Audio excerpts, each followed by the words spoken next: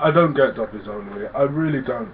It's like they'll stumble across a very good storyline, and usually it's by accident. Let's be honest. To the point where it's so effective that it gets everybody talking. It gets old school people. It gets people who've lost faith in the company. It gets everybody talking. It's like they wait until that moment, and then they decide to fart it away doing other shit. Look at the Nexus storyline. Easily one of WWE's top 3 failures, perhaps behind the Summer of Punk, which I'll talk about in a second, and the Invasion angle in 2001. Probably to this day, some people's favourite debut is Chris Jericho's debut in 1999. For me, this was the very best debut I've personally seen.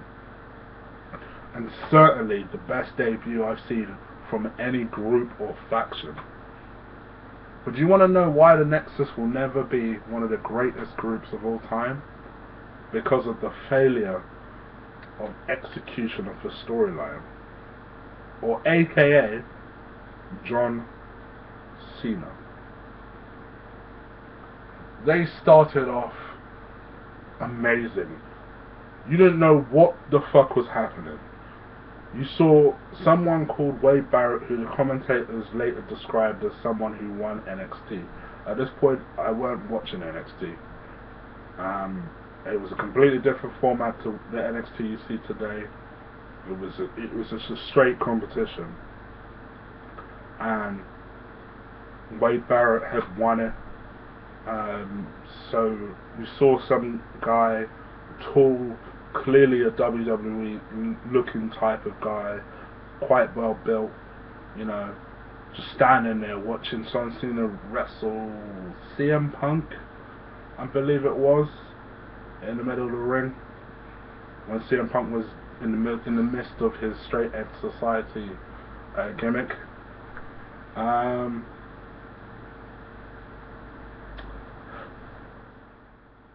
So then you saw that happen. He came out. Next thing you saw, the camera panned over and saw 2 other people in some goon masks in the crowd watching. Like, oh shit, what the fuck's happening?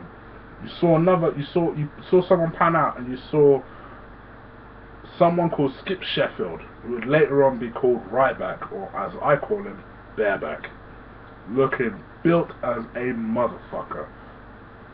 Fresh-faced, young, clearly not a guy you fuck with, right?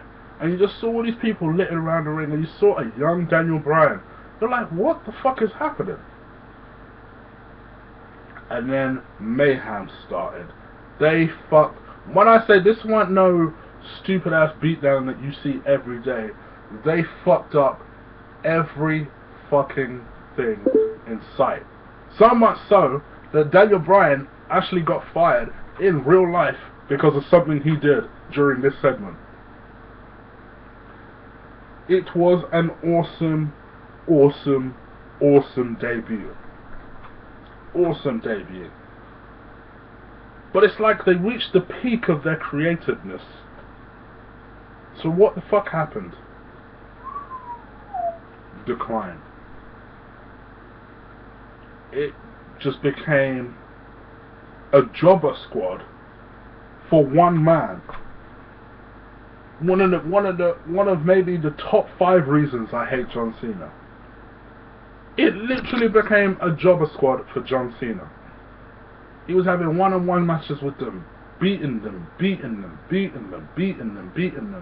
Then some genius motherfucker had an idea to put Nexus versus Team WWE together.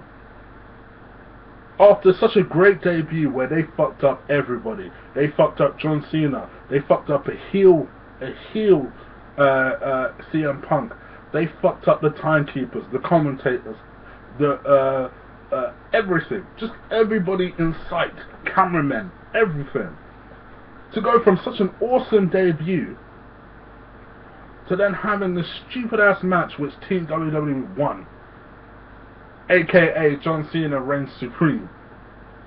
Then it went into some stupid bullshit where John Cena became part of the Nexus reluctantly. Then he became 5 for one day. And then it ended up with CM Punk then taking over the Nexus or some sort of shit. It just became a joke. Not quite Aces and Eights joke, but it became a joke. So much so it's a distant memory. It's an absolute distant memory. Easily one of the most disappointing feelings I've ever had as a WWE fan. Oh, but we ain't done. We ain't motherfucking done. Then CM Punk cuts an epic promo with regards to it was a clear shoot. Just shooting, a clear shoot at everything. Everything. From the way Vince McMahon treats wrestlers, to the way he's treated, to where he feels he should be on the card. It wasn't to basically ending the thing by saying, I am the best wrestler in the world. At a time where they told you that wrestler was a bad word that you shouldn't say in front of the camera. CM Punk not only said it, but made a fucking t-shirts that had wrestler on the fucking on his t-shirt. The best wrestler in the world. Epic promo. Epic promo. To the point where the build-up between him and Cena was brilliant. It was brilliant. And all the while, all of us at home were thinking, hey, no way, if CM Punk is genuinely leaving the company, there is no way they're putting that fucking strap on him. And because in real life, he'd signed on that particular night, no one knew what the fuck was going to happen. The story was brilliant.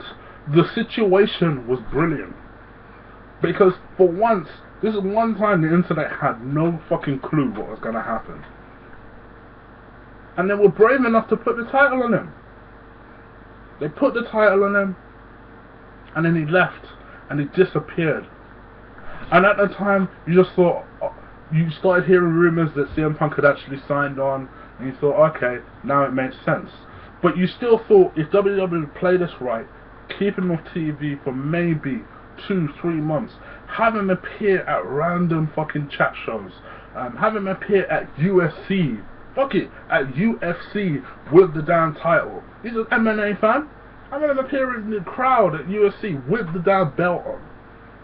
In the meantime, simultaneously, you have your little fucking tournament with John Cena being the WWE champion, and maybe at a Royal Rumble or some sort of major event, you have CM Punk coming out like, motherfucker, you ain't no fucking WWE champ, I'm the champ.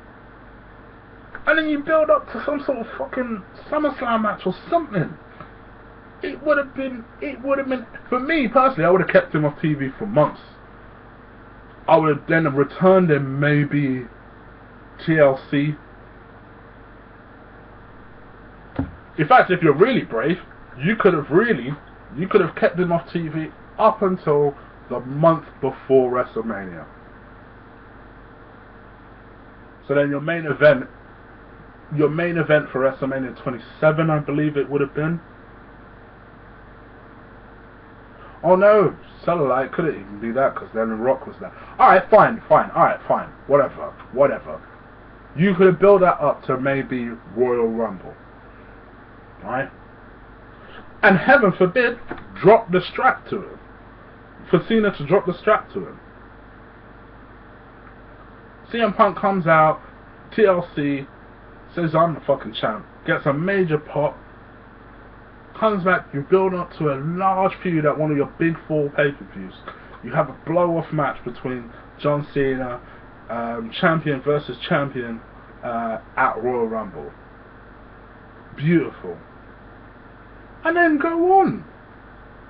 But no, just disappoint. The motherfucker came back 8 days later And you're like, why? Only for him to, I think, lose the damn match. Consequently gets buried by fucking Triple H. And alright, you could say, alright, he picked up the strap for a year. Alright, cool. What the fuck did he do, though? He didn't even change the title belt. Rock was the one that changed the title belt. Oh, you might say, oh, WWE changed the title. I'm talking about in terms of him being the champion. He talked about being changed, creating change, doing something innovative. It should have been him that the belt should have changed under. If they wanted to change the belt, he should have been champion when that happened. Particularly because Rock only changed it as soon as he won it. So it's not like CM Punk could have used some sort of weight and say, look, I've been talking about being an innovative change. Maybe it would be a good idea, I don't know, if the belt changes while I have the damn belts. Doesn't make any fucking sense.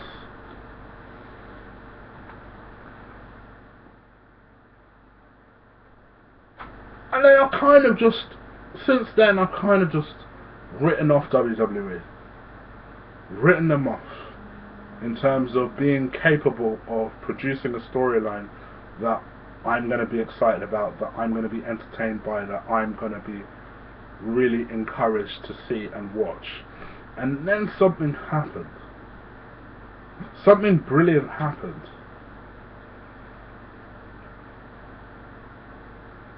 Xavier Woods came out, nearly 4 weeks ago. Came out and said, we are all better than this. Came out, interrupted Big E and Kofi Kingston's match. So we are all better than this. There's time that we stop. It's time that we take, instead of waiting things to be handed to us. And I thought, flip me, hallelujah. A change, a character change for these three individuals.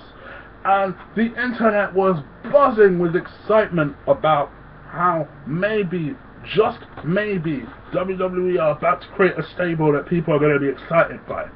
A bit edgier. It doesn't have to not be PG. This is the fucking thing that pisses me off. You don't need to go all the way with the racism if you're worried about it breaching PG or it being politically incorrect. But just be a bit fucking edgier. But no, now the reports are more or less confirmed. WWE have dropped this angle altogether. Apparently, all three were working dark matches on Raw or before and after Raw. All three of them, shock horror, lost. And I'm just like, why? Why the fuck? Why? You were onto something with the stable. It's just things like this just piss me off. It's just things like this just make me think, oh, maybe I should just leave this wrestling thing, man. I'm nearly 30. Maybe I'm getting too old for this shit. It's like every time you get a bit close to something awesome, they take it away. Pisses me off. This was the one time you had to re-inject some life into the Kofi Kingston character. That motherfucker's needed it since 2009. This is the one time you had a chance to really make a star out of someone like Big E. This is the one time you had a good chance of taking a talent like a Xavier Woods and making him a mouthpiece. The thing I thought they were waiting for was someone like a Mark Henry to come back and be the veteran of the group, which every decent group needs. Unless your name's The Shield. That's what I thought. I thought they were going to go for some sort of Black Evolution type of angle, but it didn't go there. I just thought, oh my gosh. Just read the report now that they seem to have dropped it. They've not really said why, but they've just said that they've dropped the group. It just pisses me off. It pissed me off. Not gonna lie. I don't want to comment on it because I've been hearing about these rumours for a little while, so I didn't want to comment on it yet. But man, oh man, oh man. Easily the most disappointing story I've had in the WWE this week. Let me get your thoughts on what happened with this group. Why do you think the WWE has decided to drop this group? That's what I'd be really interested in. Why have they done this? Why did they take something that we were so excited by, only to drop it like some sort of idiots? Ah. Anyway, take care.